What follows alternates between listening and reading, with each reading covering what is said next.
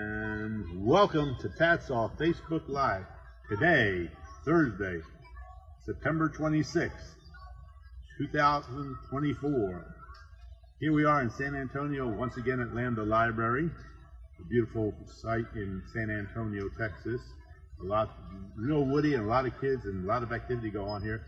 And it's 78 degrees, so it's really going to be a nice day. Maybe we won't break 100 today.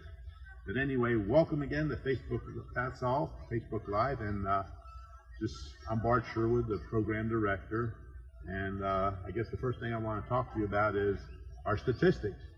TADSAW now is at 1,525 service dog teams, of which there are 1,056 male teams and 469 female veteran teams.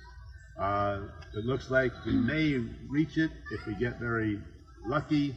And a lot of people end up graduating this year, but next year we're going to have probably several milestones. We'll have the new milestones coming up, and there'll be 3 of them between the total team numbers, the males, and our male veterans and our female veterans. So it's all due to the hard work of our veterans with their dogs and the trainers that assist them through the program. We have 173 Vietnam veterans in the program, so they've been welcomed back home after a long wait because of the Vietnam War. So that's a kudos to them. We still have 2 Korean veterans, but I've got another Korean veteran that's just getting ready to start the program as soon as he gets his dog this week. We've got 10 trained dogs, Save the First Responders, and we've got probably about 10 teams that are in training right now that are first responders. We've got 72 TADSAW teams, which are the spouses or the children of our veterans or our active duty. And we have 52 TADSAW, Train a Dog, Save a Child, Civilian, Community Member teams that we've gotten through up until now, since July of 2010. So I want to thank all of our teams for their participation with their dogs and the trainers that make them into good teams. And just a side note is, because of the PTSD TADSAW program, Participant Trained Service Dogs, we have about 25 veterans that are working on or have completed their second service dog. So kudos to those veterans that now have their second service dog, and we've got one who has a third service dog. So it shows that the program works, and that's really the important thing, is giving our veterans and our other clients, restoring their self-confidence, self-esteem, and self-trust by going through the training with the dog, because drugs won't do it, and sometimes counseling sessions won't do it. So we look to do it a little bit more holistic. So that brings us to date on statistics. I guess the topic for this month should be September 2024. This is National Suicide Prevention and Awareness Month. And I hate to say it, but I think 2 sides are letting us down. I get numerous reports when the veterans go in to get paperwork signed off by their VA doctors that there's a policy that they can't get a service dog, they don't write for service dogs, they won't help them with the paperwork involved, there's a no policy, or they don't want to be sued if the dog bites somebody. However, they'll write for all these drugs that cause people to get addicted, and they don't hold any liability for that. But when it comes to a service dog helping somebody, that may actually help them more than a drug, they're refused. On our active duty side, the Navy came up with a really great response when there's a suicide. They call it a missed intervention opportunity. And unfortunately, when you have 4 Navy suicides in 1 month on one ship in 2023, I think it's more of an ignored intervention opportunity. So we've had several of the active duty personnel this month that have been turned down by their either by their chain of command, their doctor authorized it, or their doctors authorized it, or their chain of command signed off on it, and it went the other way. So it's really a touchy situation.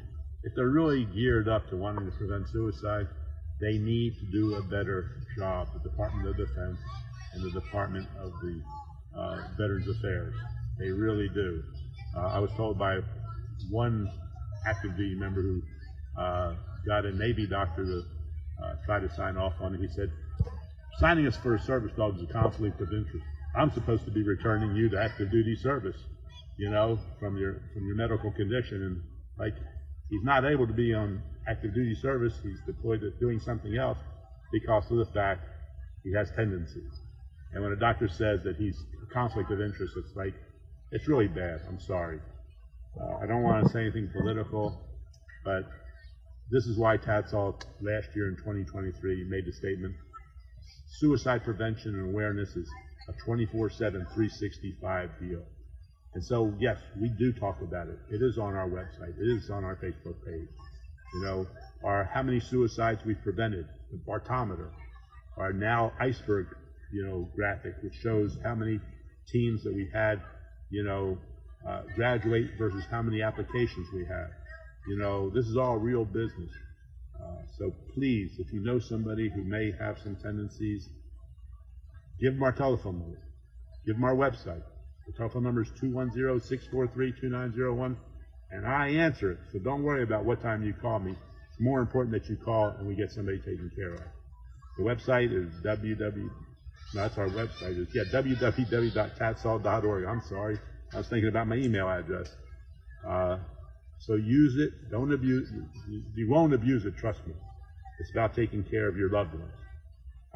But in case this does happen on the VA side, the VA does not control service dogs. You, the veteran, control your ability to get a service dog, and any civilian controls their ability to get a service dog, because the Americans with Disabilities Act states that you must be diagnosed with a disability to be able to qualify for a service dog. Two is that the dog will perform a task that will improve the quality of your life, which is what you do with us when you come to our training. We want to know what kind of task you want your dog to do. Or we teach you to read your dog's body language to alert you when you're triggered. That's why we call them medical alert service dogs. And three is that the dog is appropriately behaved in public. And if some of you are experiencing any kind of problems out in public because of the way your dog acts trying to alert you, call me, 210-643-2901, and I'll explain to you all about the program. I guess one bit of news that I just learned this morning, and it concerns the TADSAW Israeli mission. They set back the mission because of the fact many of the reservists that have been working in their jobs have now been recalled into active duty status again. So until they get their situation under control and try to get better negotiations and bringing peace to the area, we're not going to be going there because they don't have the trainers or the staff to help the program succeed. So I just want to let everybody know we were hoping for that, but such is life, you know. Thank you for joining us today. Let me go over some dates in October that we can be talking about. October 2nd and 3rd is the Rosh Hashanah, the Jewish New Year. It begins on the night of the 2nd and ends on, it's over by the sunset on the 3rd. So Happy New Year, Lashana Tova. And may you all have a healthy, happy, prosperous, and very safe New Year in 5785, which is 2024-2025. On Friday and Saturday, October 11th and 12th, it's the Jewish Day of Atonement, where we ask for forgiveness for all the sins that we have committed, knowingly or unknowingly. If we slandered somebody or made somebody mad, it's that period of time that we're able to go and ask to be forgiven for the, you know, being not so nice to them. On the 13th of October, the U.S. Navy birthday. Don't know how old they are, but if they're like a lot of women, they just don't want to tell what their real age is. So I'm sure it's at least 200 years old, but it may be older than that. Monday the 14th is Columbus Day. So that's a 3-day weekend for a lot of people. For TADSAW social media people, it's another 4-day weekend. But they take care of our social media, so I thank them all the time. And if it's a 4-day weekend, they deserve it. On the 23rd of October, we honor and remember the Beirut bombing of the U.S. Marine barracks in Beirut in 1983.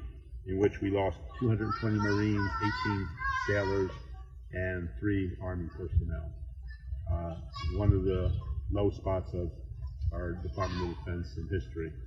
The 24th, we'll be back with our, Thursday the 24th, we'll be back with our TADSAW Facebook Live.